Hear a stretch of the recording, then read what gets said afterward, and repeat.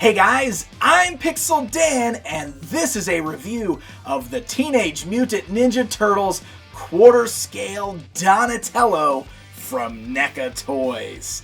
Man, I have been so excited about this line ever since it was announced, and I am so glad that the first figure is finally here.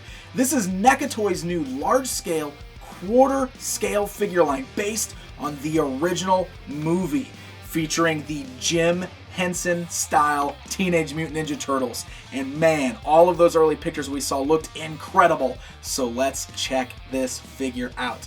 As you can see, he comes in gorgeous window box packaging that has all of the elements that totally remind me of the old VHS copy of Turtles that I had. Seriously, it's got that same great black and green motif. It's got the Ninja Turtles logo with them poking their heads out of the sewers on the bottom that totally invokes nostalgia. And when you flip this box over on the backside, you also get some amazing images of this Donatello figure that look like screenshots from the movie, but they are actually photos of this very figure. We've got a full cast photo of the Turtles, and look at this. I love when NECA does stuff like this. Down in the corner, the NECA logo looks like the old FHE home video logo. How amazing is that? NECA Toys, you guys kill it with stuff like that. So the box is amazing, but now let's take a look at this guy out of the packaging. Look at him. First of all, he's standing here right next to me. Do you see how massive this thing is? Quarter scale figures, if you have never picked up any of NECA's quarter scale figures before, just so you know, this guy measures nearly 17 inches tall. He's a little over 16 inches high. He is huge and he is hefty. There is so much weight to this guy.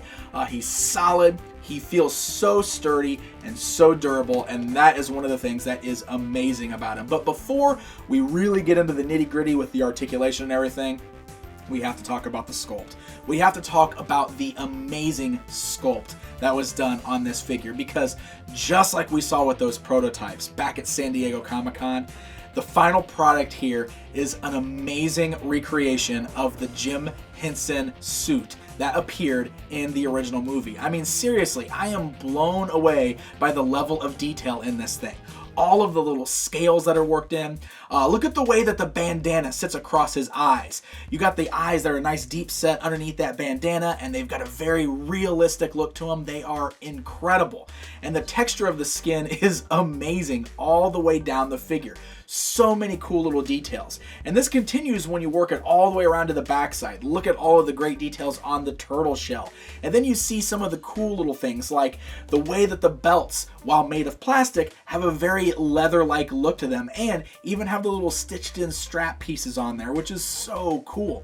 You can see the same thing on the elbow pads. I mean, they look like actual padded elbow pads. They got like the little ripples in them and the cushion-like feel. You've got these great little ties underneath the wrist wraps. I mean, just the amount of detail on this thing is astounding, and you really got to see this thing in person. He is wonderful. Now, the overall paint deco is very good on this guy. He's got great tones, a lot of great textures, and a lot of good variances in the greens. You can see that the way the green on his head, for instance, it's real light on the front. It darkens up as you get to the back. You've also got those spots kind of very lightly on the sides of his head and going down his shoulders, something that we did see in the movies. Not quite as prominent in the first movie. They got a little crazy in the second movie, but I think NECA did a good job of capturing it here on the figure. The overall paint job is really nice. It's got a great worn look to the things that he's wearing, like his belt and his pads and everything. I only have a few minor blemishes. I do have a bit of a paint spot kind of near his left shoulder and another one on his right cheek. Just very, very minor blemishes, which is probably just a paint error. It happens sometimes. Otherwise, I love this. I think he looks amazing, and I'm totally just blown away by how good this thing looks. Seriously, he looks like a miniaturized version of the puppet suits right out of the film. It's so very cool. One of the things that I like is that the back of the bandana is actually a cloth material. The part that's going over his eyes is all plastic, but the knot and the little pieces hanging down are cloth. But they actually blend in very well. This is one of those cases where the cloth material that's used is really nice. It hangs well, so it doesn't look weird or awkward. And the color purple blends in very nicely with the purple on the plastic part of the bandana. So really, it doesn't look out of place. And I kind of like that because it's really good for posing the figure around. It It allows it to kind of lay naturally along down his back, down kind of on the shell there, and it works out pretty nicely. So now, let's talk articulation with this guy. First things first, the weight on here I mentioned is really great. He stands perfectly by himself. Look at this. There's no weight issues with his knees buckling. He's not falling over. He's very easy to keep balanced and keep standing on your shelf, which is very important, and something I think NECA's always done really good with their quarter scale figures. So let me pose this guy around and show you how it works. That head is ball jointed, and you can roll it around there, kind of move it left, you can move it right. One thing you're going to notice while working through this is that all the articulation is very tight. In some places, it's really tight. So you're going to have to kind of work it a little loose. When I first pulled it out of the package, the arms were pretty much stuck in place. I just kind of had to work them out a little bit. But luckily, this guy feels so durable. It didn't ever feel like it was going to break or anything like that. So that's definitely worth noting. The arms are ball jointed, so you can kind of pull the arms upwards, and you can see kind of how stuck the arm is there. Really had to kind of jerk that up. But that's about as high as the shoulders go. They are real tight. You can kind of see the way they got that ratchet thing going on, so they're snapping there. You got the swivels at the elbows there, so you can swivel that, and you do also have really nice joints at the elbows. Look at that, great range of motion there at the elbow. Very, very nice. The wrists have the ability to turn left and right. We also have the hinge joints, so you can move the wrists up and down. We have torso articulation, which is awesome because they hit it underneath the turtle shell. How great is that? But you could still rock that upper body there. It's nice and solid, moves around, allows for a little bit of extra moving. Look, you can even get a little bit of a waist turn there, which is pretty nice. The ball joints at the thighs allow for swivels, and they have the really tight ratchet joints. You hear that? This is essential for helping to keep the figure standing, but still very easy to turn the legs. You can also move the legs slightly forwards, slightly backwards, but you can really hear that ratchet joint in there. You got the same kind of awesome ball joints at the knee, so you can swivel the knee. You can also bend the knees. Pretty decent range of motion there. They don't bend too far back. I also do really like how the knee pads hide the articulation very well on there. And then with the ankle joints, those are really nice too, because the foot, a little hard to see. Let me pick them up upside down so you can kind of see me twist the foot there. The way it kind of turns left and right, you can slightly move it up and down. It also has the ability to kind of rock side to side there. So pretty nice articulation there. So it all works out very well. And like I said, he balances really good. And that should allow you to accomplish some different poses with him on your shelf and still keep him standing. But that is not where the fun ends, because he also comes with several accessories. So first of all, look at all these interchangeable hands. So many hands. He's got a lot of interchangeable hands. We actually have 6 hands total, so 3 different pairs of hands, so we can mix and match these parts. He's got just normal gripping hands, which is going to be great for holding onto things like his bow staff. He has open hands there, so we can pose him with the more open hands. He's got the thumbs up hands. Also, I lied because we have 1 extra hand for the right that's open. So you don't have 6 hands total, you have 7 hands total. But this one's more like an open palm hand. Switching out the hands is very easy. They're just on a peg system. So all you got to do is give it a nice tug, a little bit of a twist and a tug. You're going to pull the hand right out of socket. And in its place, you can pop in the new one there. Now, the little wrist wraps are going to come off with that, so you definitely want to hold those in place so they stay on the wrist. But you can see they're very easy to interchange those hands. They're very nice and solid once they're on there. Now you can pose them in many different styles, and those hands are really going to come in handy for some of the different accessories there. So let's talk accessories, shall we? Let me go ahead and switch them back to the gripping hand here. And we're going to bring in, first, Donatello's signature weapon, which is the bow staff. And you can see great length on that. I mean, this is a huge weapon. Let's get a measurement on this. I haven't even done this yet, so let's see.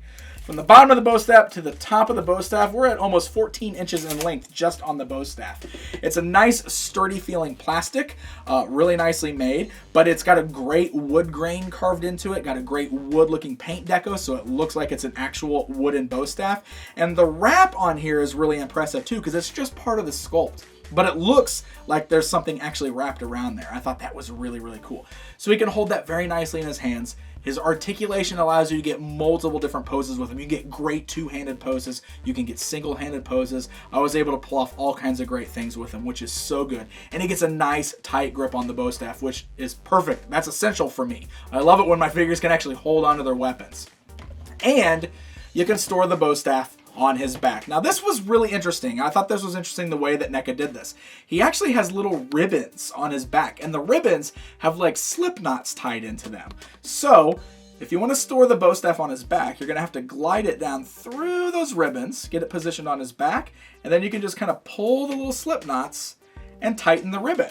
Now, it does a good job of holding it. I mean, you can see I've got him posed there. He's holding on to it. They do have the tendency to loosen up after a while, and the bow staff kind of falls down. Now, this was only really happening when I was trying to pose him around and articulate him. I ran into some instances where they were kind of coming loose and the bow staff was falling out. But for the most part, they seem to be holding very well. And honestly, if you really wanted to, you can untie those little slip knots. You can put some actual knots in there if you wanted to like really secure it on his back. But I thought that was a really interesting way of doing that, and I'm sure they did it because they wanted to make the straps look accurate to the film, but it works kind of cool. It's the first time I've ever seen Donatello's bow staff being held like this on a toy before, so kind of neat. Two more accessories that Donatello comes with. First of all, a nice slice of pizza, and gosh, NECA with their details.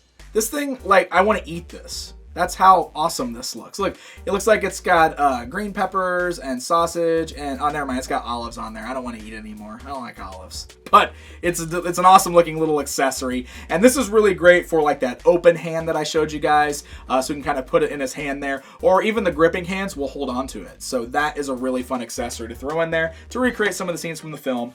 And then we have my favorite accessory, the TCRI canister of mutagen. The very canister of mutagen that mutated the turtles straight out of the film. It's even got the crack in it, so there's a little hole. It's actually hollowed out, so that's really cool. But I love how detailed this is because it actually looks like it's like broken glass on there. It's really cool and detailed nicely all the way around. Has a great silver finish, has the TCRI lettering on there, which is very cool. And Donatello can hold on to it with those more open gripping hands. So very cool accessory. Really great piece to add to the collection. All right, guys, it's comparison time. Just for fun, I've got this gigantic Donatello standing alongside two of the other movie Donatello figures from Playmates Toys. Of course, the vintage one and the more recent classic collection one. Kind of hard to get a good image since the scales are so different, but you guys get the idea. Nothing's going to beat this NECA one. Nothing. We have never had a toy that has been this movie accurate from the original Turtles film, and it's amazing. I absolutely love this. I think the quality's great. I think the paint job's great. I really don't have anything negative to say about this. Yes, I'm a huge Turtles fan. Yes, I'm a fanboy, but I love this. I can't say that enough, and I cannot wait to get the rest of the figures. Now, I will say, quarter scale figures, they're a little bit more expensive. If you want to pick this up, it's going to run you around $100. So it's not something that everybody's going to be able to buy, I understand that. But if you can swing it, maybe if you just want to pick your favorite turtle out of the bunch, if you're a huge fan of the movie, seriously, best figures we're going to get based on the original movie. It's wonderful. I have dreams and hopes, and I'm keeping my fingers crossed that there's some way NECA can give us the smaller 7-inch versions of these somewhere down the road so I can fit it with the rest of my turtles. NECA has said that they can't and that they won't. I don't know. They've done some miracles in the past. We'll see what happens. But for the time being, I'm still very happy that I bought this, and I cannot wait to get the rest of them. So, these are already starting to become in stock right now at some of your online retailers such as BigBadToyStore.com. So, happy hunting, my friends. And hey guys, if you enjoyed this video, don't forget to hit that like button. Feel free to leave me a comment below. Let me know what you think. And don't forget to subscribe. Until next time, my friends.